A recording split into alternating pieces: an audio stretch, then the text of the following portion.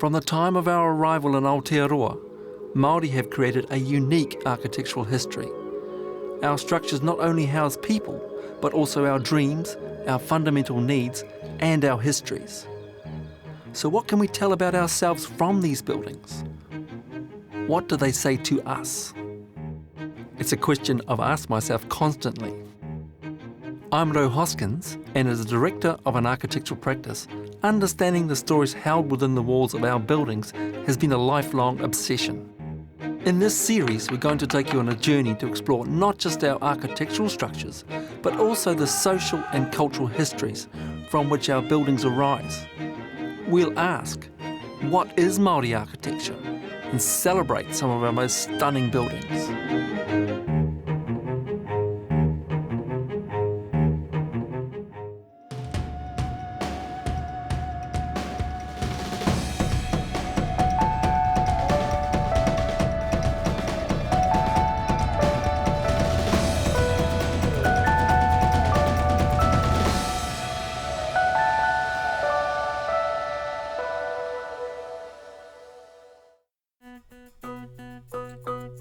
Women in Māori society have always provided leading roles in our history.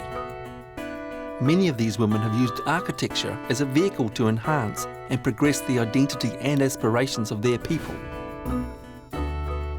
While carving and whare construction has primarily been the domain of men, this hasn't stopped women from being the drivers behind some significant projects.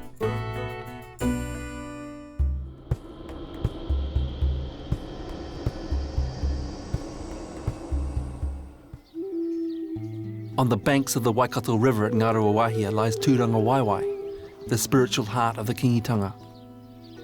In the early 1850s, a movement to establish a Māori king developed in response to rapid loss of land to the colonial government. The chief, Pōtatau Te Wherowhero, became the first Māori king in 1857. The mantle of monarch has remained here at Ngāruawāhia, passed down to successive generations of the original king. Tūrangawaewae is both the physical and spiritual home of the kingitanga, and this place is hugely significant in the role of Wahine who have influenced our architecture, primarily because of one name, Te Kirihaihai Te Puea Herangi, Princess Te Puea. Princess Te Puea was the granddaughter of the second Māori king. From a young age, the princess was politically and socially progressive. Early on in her public life, Te Puea formed a political alliance with Sir Apirana Ngata, another towering figure in the Māori political landscape. Both Ngata and Te Puea believed the preservation of whakairo or carving was a fundamental aspect in keeping the Māori culture alive. And Te Puea's influence led to the creation of the magnificent carved houses that we see today at Tūrangawaewae. At Ngāruawāhia, there are a number of significant buildings. Mahinarangi, originally built during the flu epidemic as a hospital, is used today as the main wharenui of Tūrangawaewae.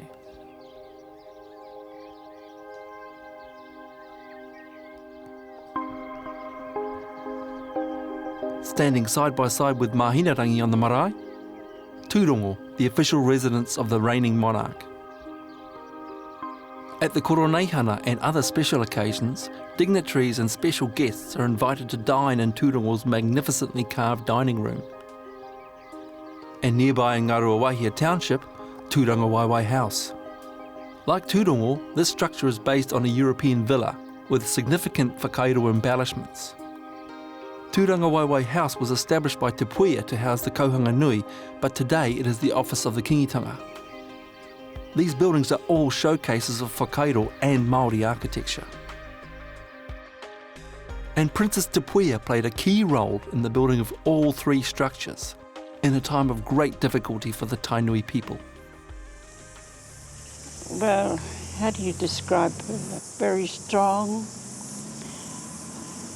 hardworking, and I guess she had a vision.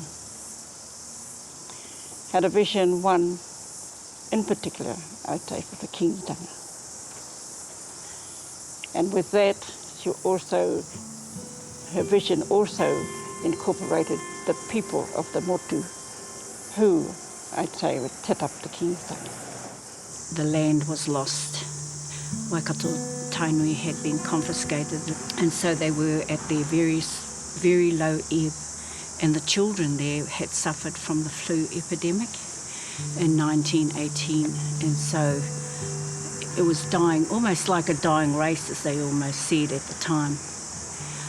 So she had been challenged by King Mahuta to try and do something about that situation.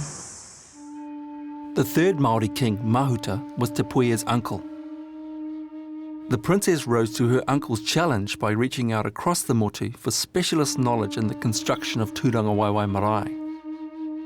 The relationship with Ngata was really important because she brought carving. He brought the carving and artworks had been dying within Tainui itself, Waikato. So people like Piri Pautapu, who became a well-known carver, was sent to the Te Arawa School of Carving to learn how to carve and come back and teach. And so that collaboration, and Ngata also brought the arts of tukutuku as well too. In fact, he was very good at it. And our men, of course, you know, they weren't carpenters, but if she said to them, you're going to build a house, they had to try and figure it out without any skills. She expected it. There was no rulers or anything in those days. So what Te Puea did, said to one of them, you stand here. And then she walked and then put another man down that end. Then she walked across that way and put another one down there. And then said to them, this is how long and this is how big the house is. And so that was Mahinarangi. The completed Mahinarangi is one of the few wharenui carrying the name of a woman.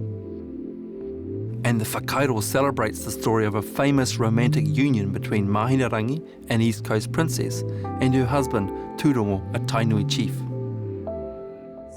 Can you see that, the two figures hugging together? That's Mahinarangi and Tūrongo. That talks about the story of the two falling in love with each other. But actually it was Mahinarangi who chased after him, wasn't it? Yes. But he was also a good worker, builder of houses and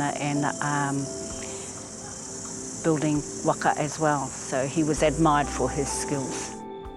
The building of Tūrongo and Mahinarangi symbolised the union of two great tribes, the Whare carrying their names now standing side by side.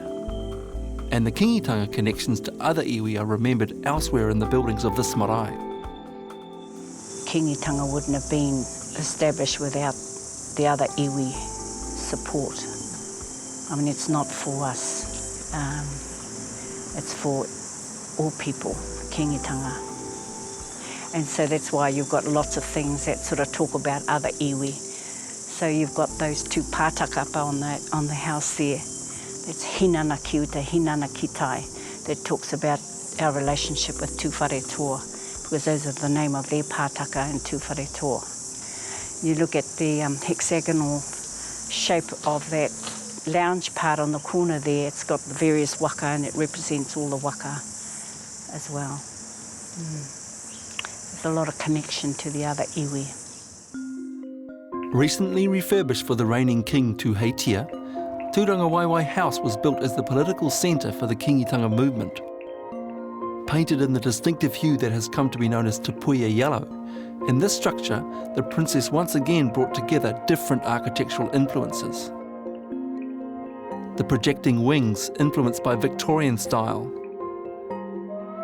the large open porch reminiscent of the Californian bungalow, all blended with distinctly Māori elements.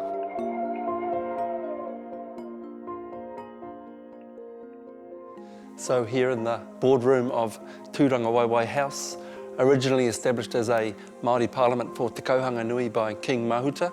The building is really a fusion of the European architectural styles of the day, the English domestic revival period, and the Californian bungalow. So you can see all the dark wood in here, which characterises the bungalow era. And of course, overlaid over that is the dimensions associated with the inside of a wharenui, really kōwhaiwhai elements quite strongly represented in the ceiling, and of course some carved elements around the throne area. this carved obelisk that Tamapuata of Ngāti Porou completed. And of course you got Te Puea and Tawhiao above, and the coat of arms that was developed in that period, Te Paki o Matariki, and reappears on the flags, but also in particular on these central ko whaiwhai on the heke in this section of the main boardroom. Māori and European architectural styles are seamlessly integrated at Tūrangawaewae marae, and again here at Tūrangawaewae House. It's a blending which symbolised for the kingitanga and for this remarkable woman Te Puea Herangi the ideals of equality and partnership between Māori and Pākehā.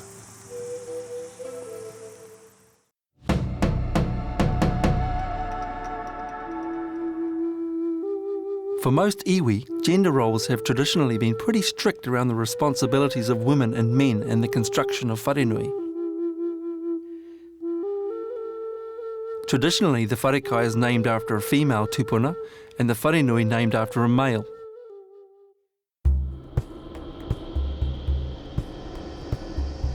Rongomai Wahine at Mohaka Marae is named after the tupuna and cherished matriarch of the area.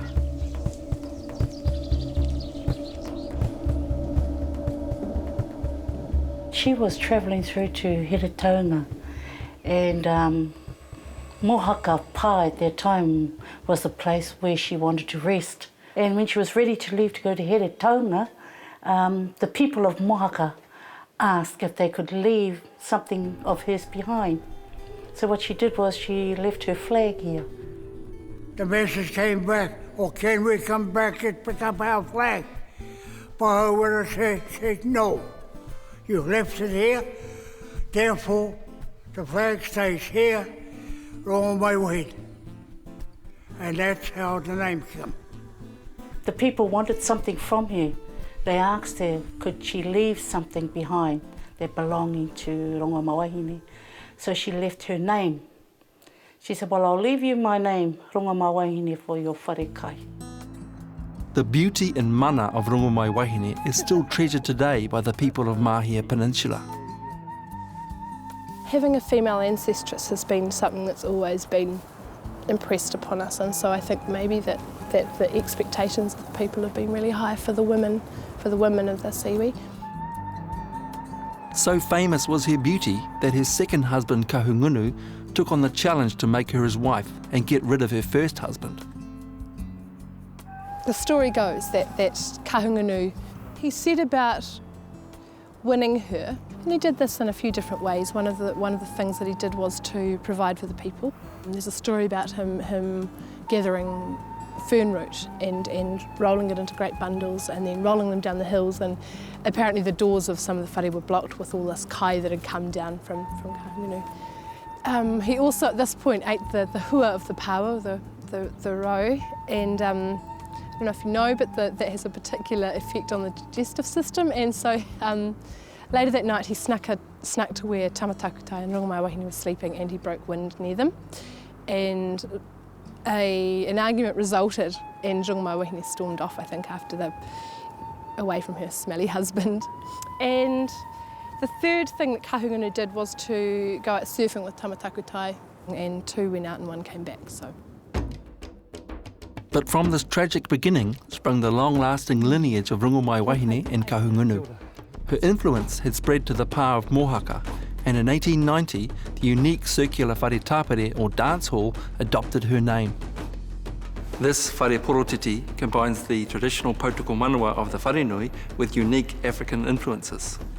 An Irish whaler, Daniel O'Keefe, was the brainchild behind Rongomai Wahine. He married a Ngāti Pāhauwera woman and was inspired to design a whare based on his South African travels. Well, that's where the design came from. He sort of looked around and he would have saw the pygmy houses over there, and that's where he would have got the design from. And he came back here and discussed it with the locals here, and that's when he gave them the pole of his boat when he retired. The Roundhouse was once the entertainment heart of Wairoa. It was mostly for dancing. Yeah, mostly balls. There's very beautiful balls here. dancing. We used to call it the alleyway. It used to come up from our old wharekai up to here. And that was part of the tikana of this marae. No child was allowed in here unless you were told to come in here. And we used to have to sit at that doorway and watch them all dance in here. It was really, really beautiful. The only time we were allowed in here was to come in here, polish the floor, and we were all given a sugar bag each, and we used to go round and shine the floor up.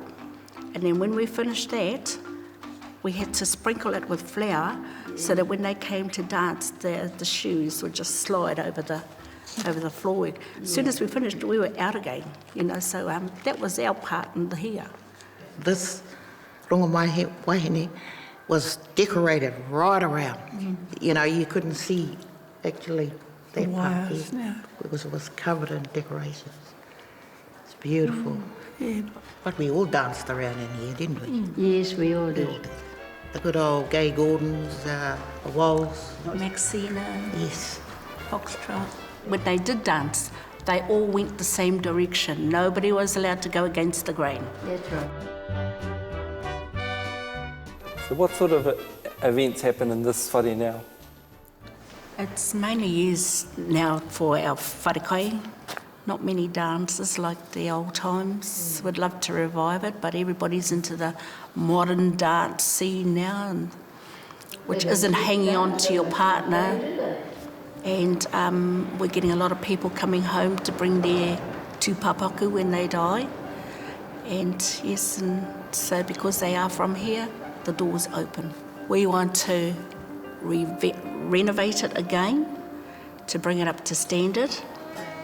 A lot of work to be done, a lot of money to raise. It's pretty hard out in the country. Yeah, it holds a great significance to us as Pāhewera people. This is a place where we all gather, we fight, we laugh, we cry. Yeah. It holds a great history, for all of us Pāhewera people. It's a beautiful house. You must be very proud of it. Very much so. She's us, we're her.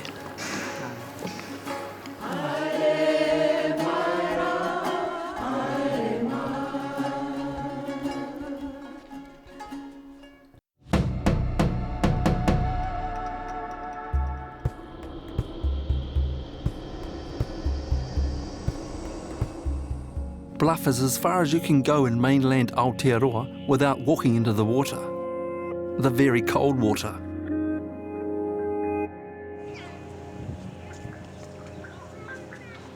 Te Rau Aroha is the southernmost marae in New Zealand, and the wharenui that Kaitauhua built here in 2003 is dedicated to women. It's a very different whare in many ways. Most wharenui depict the stories of male ancestors, canoe captains, legendary warriors, but this wharenui primarily tells the stories of female tupuna. And it's their images that are represented most impressively in this amazing house. Inside this distinctive octagonal wharenui are a series of striking female popo. They've all been chosen to represent the important whakapapa lines of this part of Te Waipounamu. This is Teitei, daughter of Piki and Pahi. There are a whole lot of us who descend from this queer. All of the whānau who live here in this area all whakapapa to one or other or more of these tupuna. The stories of these wahine go back to the time of Te Rauparaha's raids to the South Island in the 19th century, when many of the local women were sent to Whenua Hou, one of the Muttonbird Islands, to safeguard the future of the iwi. All the iwi from around the Motu brought their wahine down to this island across the Whauwau Strait, and that was to protect them from the invaders from the north. The men went back to fight the enemy, and whilst they were away, the sailors, the sealers, the whalers arrived and seen all these beautiful Māori maidens on the beach, which had just been dropped off by their tāne, and of course they couldn't believe their luck. The Wahine looked back at sea and seen all these big flash boats out in the harbour, and they couldn't believe their luck either. And so one thing led to another, and eventually a lot of those women got hooked up. You'll notice that most of the Māori in the south here have Pākehā names, last names, because they married into those sailors and kept retained their names. And that's sort of the unique thing about down here. And so the way it's laid out, you know, anyone pretty well, tangata Māori from Bluff, can walk in here and find themselves. Aye. At the end of the day, it's really about whakapapa.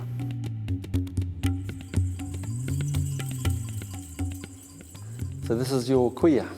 Hi, we know her in our whānau as Meri Kauri, although her original Māori name was Tini Rahau Rawahu.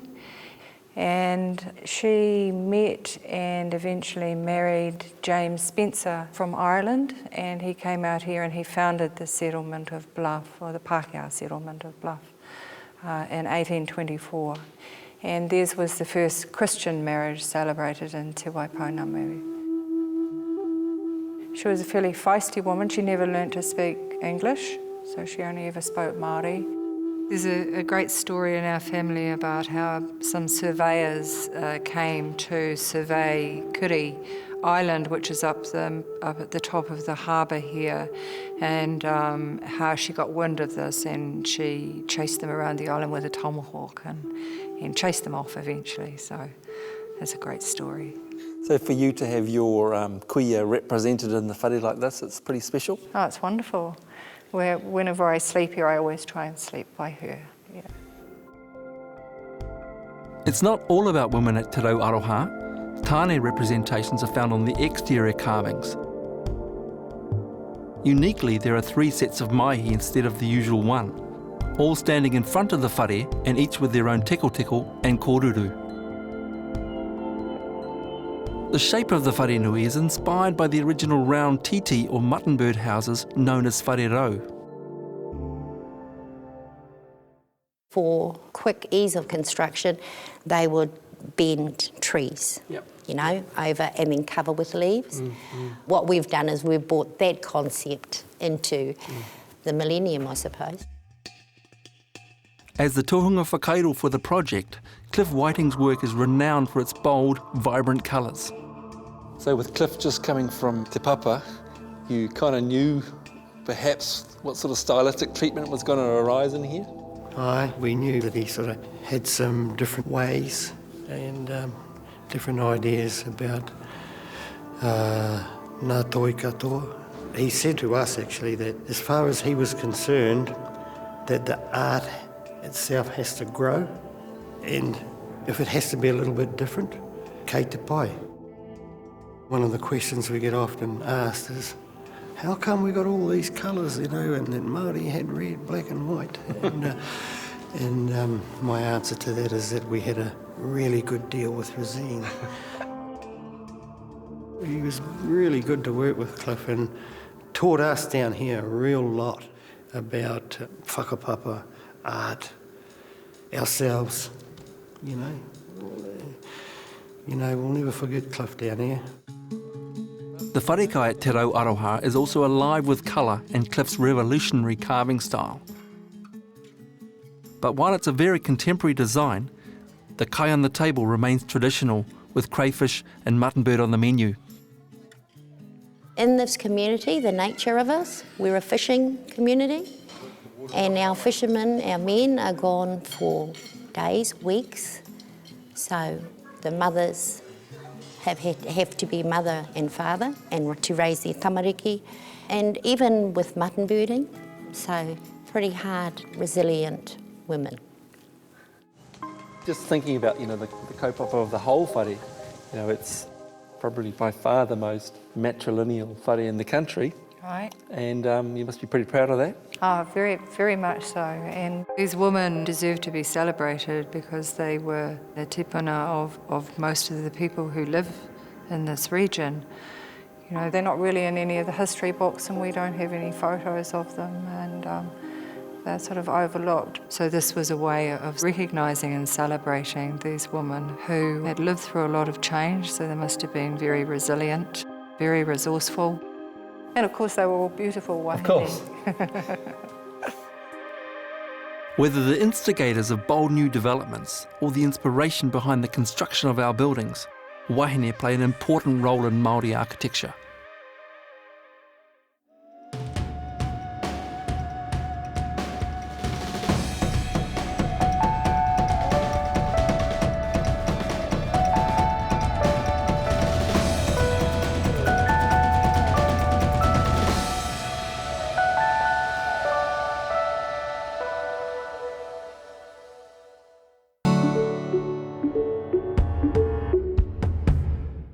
Supporting local content so you can see more of New Zealand on air.